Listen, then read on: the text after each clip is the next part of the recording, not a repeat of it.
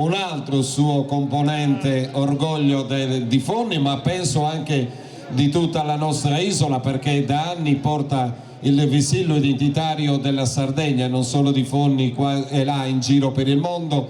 È stato anche campione mondiale di armonica a bocca, quasi per scherzo si recò in una nazione europea per portare così anche simpaticamente questo suono tra i giurati. Ebbene, anche con sua meraviglia una volta arrivò terzo, una volta arrivò secondo, mentre una volta arrivò primo. Michelino Carta, eccolo qua.